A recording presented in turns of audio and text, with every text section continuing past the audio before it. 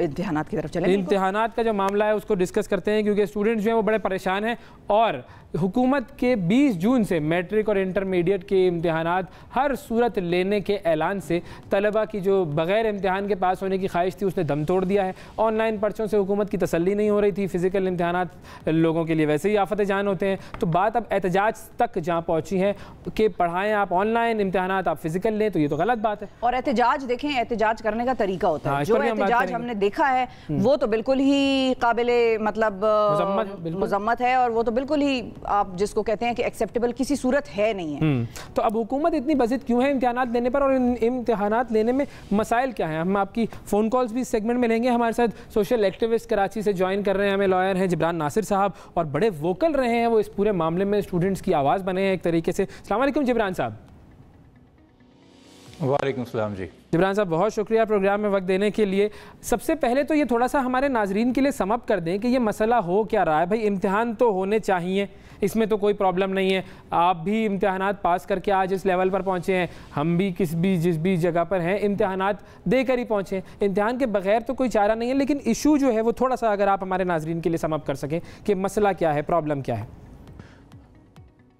देखिए, इशू ये है प्राइमरीली इस वक्त कि पाकिस्तान के अंदर जो आपके बोर्ड के स्कूल्स हैं इंटर और मैट्रिक के, उनको पिछले पूरे जो रवा साल एकेडमिक ईयर जो कि अमूमन 9 महीने का होता है कि 9 महीने की क्लासेस के बाद आपके इम्तिहान होते हैं 15 सितंबर से 26 नवंबर और फिर 18 जनवरी से 15 मार्च। इफ़ेक्टिवली ये 4 महीने बनते हैं, और इन 4 महीने में भी तलबा को कहा गया कि आधे बच्चे एक दिन और आधे तलबा एक दिन आएंगे, यानी कि इफ़ेक्टिवली एक तालिब इल्म को 2 महीने की एजुकेशन या क्लासेस मिली हैं। अब ये कैम्ब्रिज के बच्चे नहीं हैं, ये बीकन हाउस या सिटी स्कूल के बच्चे नहीं हैं जो फ़ौरन ऑनलाइन क्लासेस में चले गए थे। मैं सिर्फ कराची की बात करूँ, अवैस साहब आप कराची से हैं, DHA डिग्री कॉलेज और बल्दिया डिग्री कॉलेज में कितना फ़र्क है, ये आप ज़मीन आसमान का फ़र्क है। 2 महीने की इनको क्लासेस दे के कोई ऑनलाइन इनको करिकुलम क्लासेस नहीं दी गई। अब ये सिंपल ये सवाल कर रहे हैं, ये सवाल छोड़ देंगे, बात छोड़ दें कि एग्ज़ाम हमारे ऑनलाइन कर दे, ये बात भी छोड़ दें कि इम्तहान ना लें। इस वक्त मैं मुराद राज साहब जो हुकूमत के वज़ीर है पंजाब से, उनको कोट करूँगा। दिसंबर 2020 में जब सेकंड कोरोना की वेव आई और दोबारा नवंबर में शफकत महमूद साहब के अहकामात पे स्कूल बंद हुए, तो मुराद साहब ने कहा कि हमें एकेडमिक ईयर एक्सटेंड करना पड़ेगा ताकि बच्चों की क्लासेस मुकम्मल करा सकें, चूंकि स्कूल दोबारा बंद हो गए। तो खुले लेट थे 26 सितंबर को, दोबारा बंद हो गए। अब तो जब थर्ड वेव कोरोना की आई और आपने 15 मार्च से फिर स्कूल बंद कर दिए, तो मैं मुराद साहब से पूछता हूं कि अगर आपको ये मंतक समझ में आई दिसंबर में, तो अब आप ये 3-4 महीने स्कूल खोल के तुलबा का करिकुलम पूरा मुकम्मल करा के अगस्त में या अगस्त के आखिर में या सितंबर में जाके उनके इम्तिहान लें, क्योंकि ये एफएससी मैट्रिक के वो इम्तिहानात हैं जिनके ऊपर इनका मेरिट बनना है। ये तुलबा गवर्नमेंट कॉलेजेस में मेडिकल के लिए या इंजीनियरिंग के लिए जाना चाहते हैं, हम क्यों एक्सपेक्ट कर रहे हैं ये तमाम तुलबा वो हैं जो प्राइवेट फंडिंग और फाइनेंस के ऊपर जाएंगे। तो इस वक्त ये सबसे बड़ा मसला है कि तुलबा का कोर्स मुकम्मल नहीं हुआ, कोर्स मुकम्मल नहीं हुआ। इस वक्त प्रोटेस्ट के ऊपर तुलबा तुले हैं या जी तुलबा प्रोटेस्ट पे तुले या बाहर निकले हैं। अभी हम अगर किसी भी सूबे की मिनिस्ट्री की एजुकेशन की वेबसाइट पे चले जाएं, FAQs सर हर जगह होते हैं, फ्रीक्वेंटली आस्क्ड क्वेश्चंस, जो तुलबा के सवालात हैं करिकुलम मुकम्मल होने के हवाले से, या क्या उनका करिकुलम शॉर्ट हो जाएगा, या अगर ये स्कूल अभी दोबारा खुले तो ये कितने अरसे के लिए खुलेंगे, चूंकि दोबारा खोल के कहा गया कि आधे तुलबा एक दिन आधे तुलबा एक दिन आए।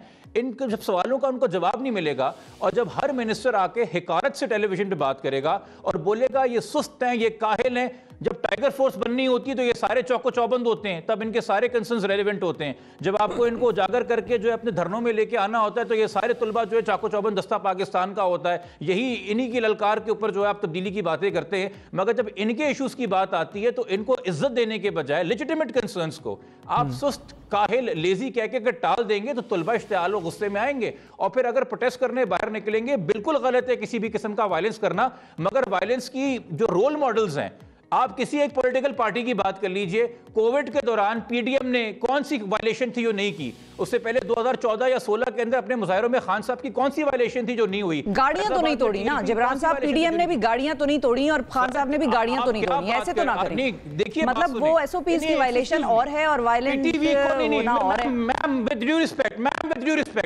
रिस्पेक्ट 4 साल वजीर आजम पाकिस्तान ATC कोर्ट से मफरूर रहे थे, टेररिज्म के पर्चे क्यों कटे थे, पीटीवी हॉस्टेज लिया गया। आप जुनेजो SSP अस्पताल जुनेजो को भूल गई हैं जिनके की हड्डियां टूटी थी, बंदे की कितनी हड्डियां एसएसपी इस्लामाबाद की तोड़ी गई थी उस प्रोटेस्ट के अंदर 2014 में लॉकडाउन हुआ था।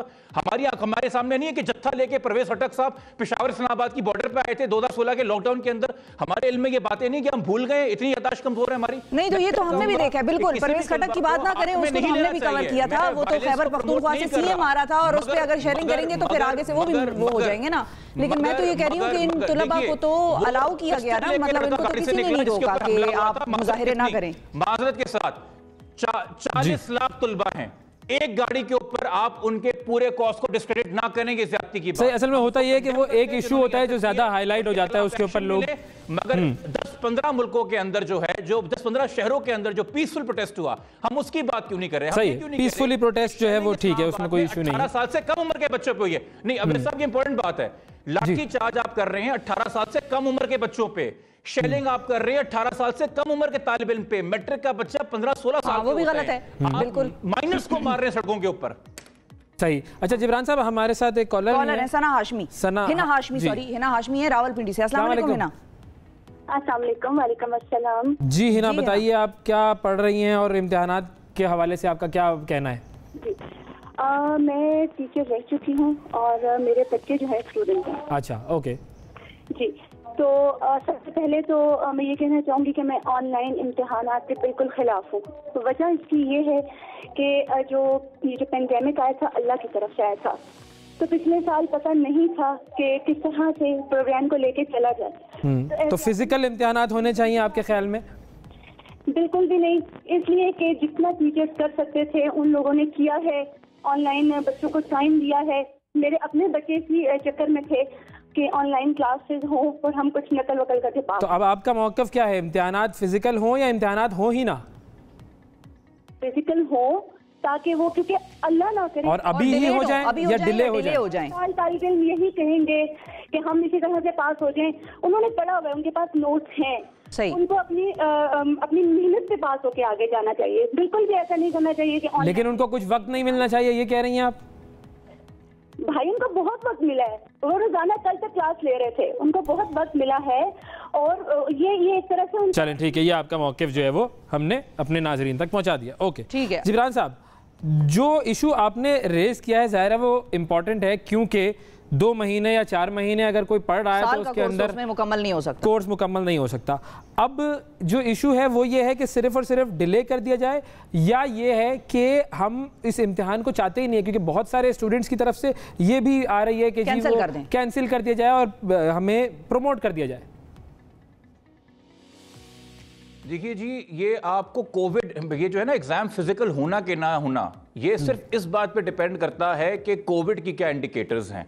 इसके अलावा मेरे ख्याल में हमें इस आर्गुमेंट को नहीं करना चाहिए। अगर आप कोर्स मुकम्मल करा सकते हैं, क्लासेस खोल के डिले करके इम्तिहान, प्रॉपर फिजिकल इम्तिहान ले सकते हैं, 100 बिस्मिल्लाह लीजिए। मगर उस वक्त कोविड के क्या इंडिकेटर्स हैं? इंडिया ने 10वीं जमात के अपने इम्तिहान कैंसिल कर दिए और 10वीं जमात के जो बच्चों ने मॉक्स या प्रीलिम्स दिए थे या स्कूल के इम्तिहान थे मिड टर्म से, उनकी बेसिस पे उनकी एवरेज निकाल के, यानी कि जो मैट्रिक के तुलबा इंडिया के, उनको पार किया गया है। अच्छा। जो भारत के 12वीं जमात के बच्चे हैं उनको लेके अभी तक बहस चल रही है, जो कि भारत भी जानता है कि अगर 12वीं जमात के बच्चों को भी बगैर इम्तिहान के आपने पास कर दिया तो मेरिट डिटरमिन करना मुश्किल हो जाएगा। और हमारे पास इस वक्त वो इंफ्रास्ट्रक्चर नहीं है जो शायद बाहर के मुल्कों में होता है, और इस पर हमें फोकस करना चाहिए था, क्योंकि कोविड पिछले साल आ गया था कि हम कैसे कोई इंटरनल मैकेनिज्म बना दे अगर इम्तिहान ना हो सकें। मगर फिजिकल इम्तिहान की जहां तक डिबेट है, मेरा जाती मौकफ है, लेट कोविड इंडिकेटर डिसाइड। अगर कोविड कंट्रोल में है, SOPs कंप्लाई हो सकते हैं, मजीद सेंटर्स खोले जा सकते हैं, आप फिजिकल एग्जाम की तरफ जाइए, मगर प्लीज पहले कोर्स मुकम्मल करा दें। तुलबा को यह डर ना हो कि जो 12 चैप्टर मेरे इम्तिहान में आ रहे हैं उनमें से 10 चैप्टर तो मुझे पढ़ा ही नहीं गए थे, या मैं ट्यूशन लूं, बट अगर मैं गरीब घराने से हूं और मैं वैसे ही गवर्नमेंट स्कूल में जाके फ्री एजुकेशन ले रहा हूं तो मेरे पास ट्यूशन के पैसे कहां से आएंगे? बाप तो मेरा कोविड में वैसे ही जो अनएम्प्लॉयड था। तो इन सारी चीजों को हम देखें ना, हम सिर्फ उन शहरों की बात तो ना करें जो कराची, इस्लामाबाद, लाहौर में इंटर मैट्रिक बोर्ड तो पाकिस्तान के हर गांव का बच्चा तालिब इल्म देता है, तो उनके पास वो फैसिलिटीज हैं कि नहीं है? इंटरनेट है ही नहीं आते पाकिस्तान में। आप बलूचिस्तान का वसी इलाका देख लीजिए, एक्सफाटा देख लीजिए, सदर्न पंजाब, नदन सिंध के इलाके देख लें, AJK देख लें, कश्मीर देख लें, इंटरनेट तो है नहीं, यानी कि ऑनलाइन क्लासेस का कोई तस्वुर ही नहीं है। तो फिर ये तुलबा कैसे कोर्स मुकम्मल कर रहे हैं, या कैसे अखज़ किया जा सकता है कि इनकी तैयारी मुकम्मल है? बिल्कुल सही है। अच्छा, एक कॉलर है हमारे साथ। अस्सलाम वालेकुम। वालेकुम अस्सलाम जी, कौन सा बात करें, कहाँ से? मोहम्मद जुल्फ़िकार साहब है लाहौर से। जी, मैं जुल्फ़िकार बात कर रहा हूँ लाहौर से। और मेरा मसला ये है कि मेरी बेटी मैट्रिक में है, 9th में उन्होंने जो है वैसे ही प्रमोट कर दिया था, लेकिन अब इस वक्त जो है इम्तिहान इतने लेट हो गए तो 15 जुलाई। हालांकि इस वक्त मसला ये है कि जून है और अच्छे भले एटमॉस्फेयर है, पेपर हो सकते हैं। तो ये आपकी बेटी का भी यही मौक़िफ़ है कि पेपर अभी हो सकते हैं? जी बिल्कुल, वो तैयार है पेपर देने के लिए, और सबसे ज़्यादा प्रॉब्लम ये है कि उसने खुद सारी तैयारी की। सही है। और पिछले तो नवी जमात में उनकी कितनी परसेंटेज बनी थी, कोई जो प्रमोट किया गया था उनको?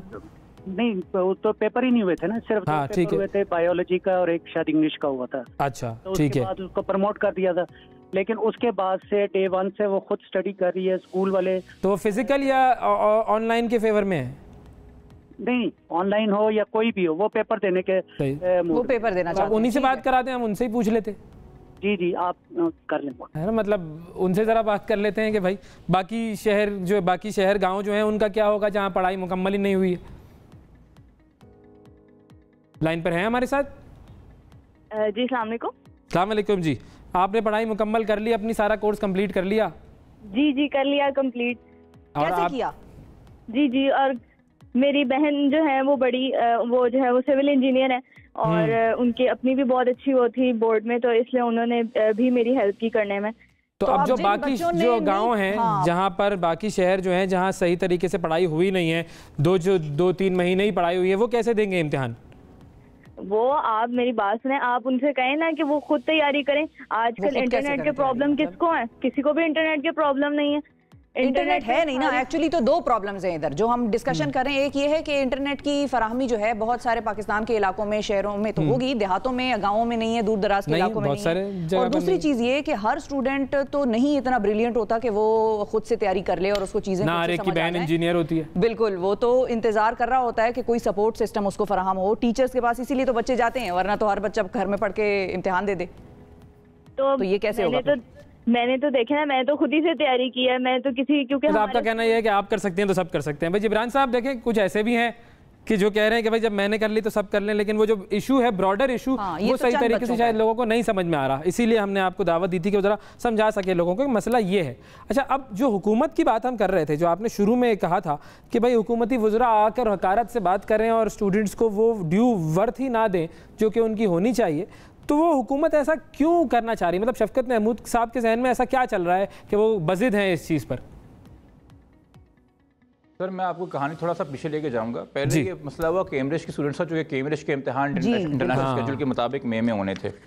उस वक्त जब हमने कहा कि जी कैम्ब्रिज को, तो कैम्ब्रिज खुद ऑफर कर रहा है बगैर एग्जाम के एक मॉडल के, बगैर एग्जाम के तलबा को पास कर दिया जाए, जो कि भारत ने लिया, श्रीलंका ने लिया, नेपाल ने लिया, भूटान ने लिया, यूएई ने लिया, सऊदी अरब ने लिया, कतर ने लिया, कुवैत ने लिया, यूके ने खुद लिया, जहाँ के बोरिस जॉनसन की आप थोड़ी देर पहले बात कर रहे थे। तो पाकिस्तान क्यों नहीं ले रहा?